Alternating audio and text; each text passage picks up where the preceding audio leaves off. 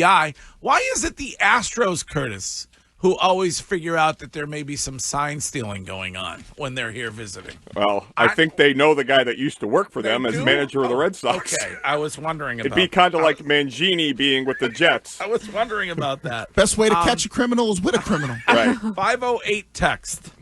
Why won't you guys admit that the better deadline move was not to mess up the chemistry of this team? I don't know that anybody's refusing to admit that. I mean, I think the better point David had called earlier, and I saw we never got to him, and he was saying, do you really think one person would be able to win them a World Series? And I mean, if it's Joe Ryan, yes.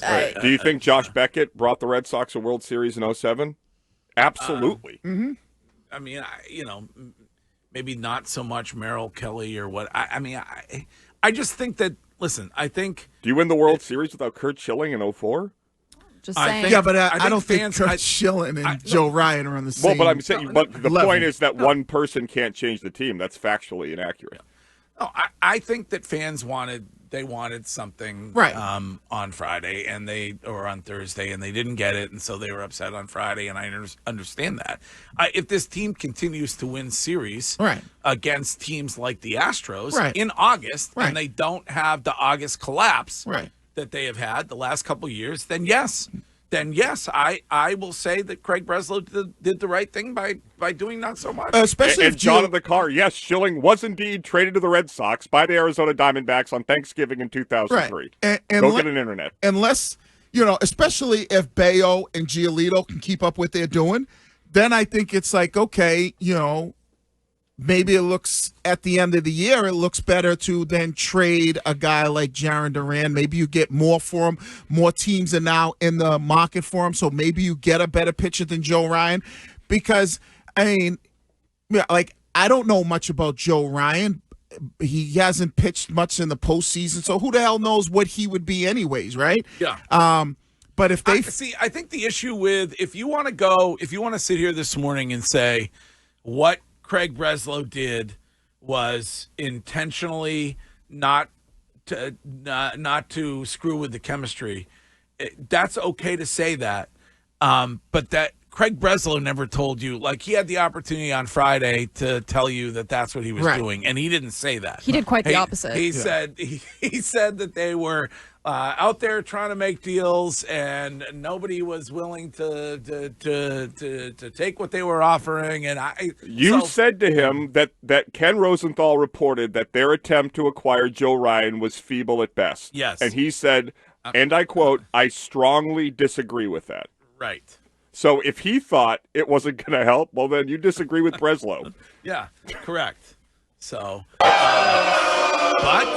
but you have to acknowledge that this team, at times, when they want to go out and win these games, there's a bunch of gamers on that squad over there, Curtis. A bunch of guys, bunch of dirt dogs. Right, and they are legitimately right now in the hunt for first place in the AL East. So there's a chance that come the end of the season, they could win the division.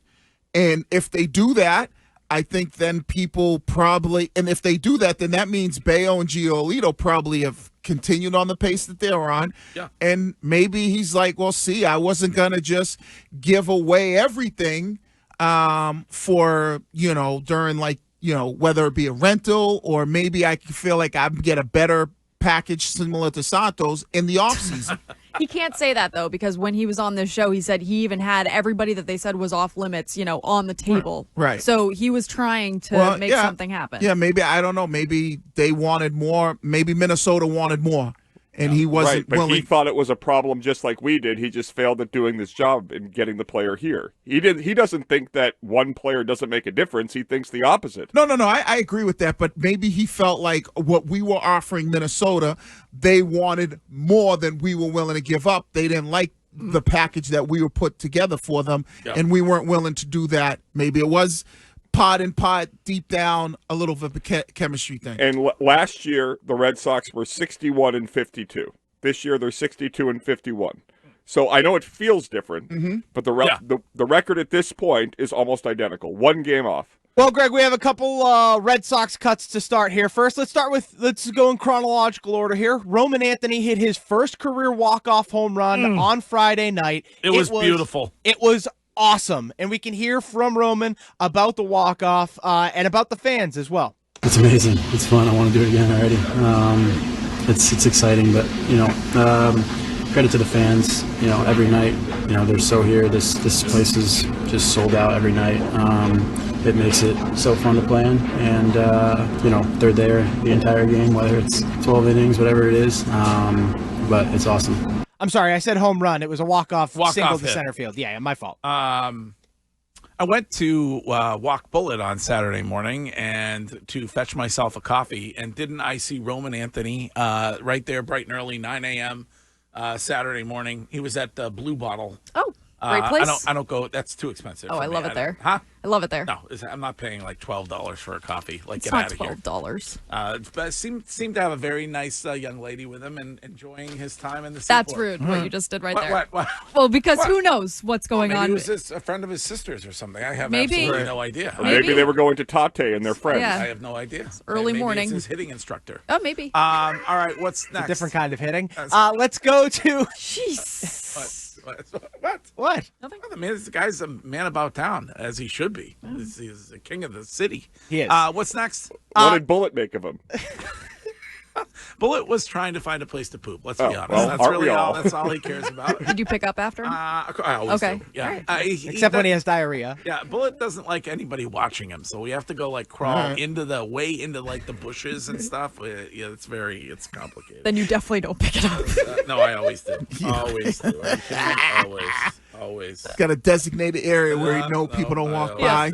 Always do. Well, let's fast forward from Friday to Sunday as the Red Sox swept the Houston Astros. Lucas Giolito threw a gem yesterday and talked after the game about how this team is not upset about no deadline acquisitions. Here was Lucas Giolito. No, not at all. When team has a need or a want, then, try your best to get that at the deadline. But at the same time, within this clubhouse, we have belief in each other. We have belief in ourselves. No matter like how the deadline ended up, that we know we're a very good baseball team. We can win a lot of games. Okay. I mean, we asked Craig Breslow about this very thing on Friday, and he said he had been on teams where nothing gets done deadline time and the team kind of collapses. I think that's happened here. We've heard Alex Cora publicly. We heard Rafael Devers a few years ago publicly demand that they do something at the deadline, and then nothing happens, and then this team kind of fell apart in August. But maybe these guys are different. Yeah. Maybe they are different. Well, he's going to be part of that, them being different, because usually when they fall apart in the second half of the season, a lot of it is kind of comes down to their pitching.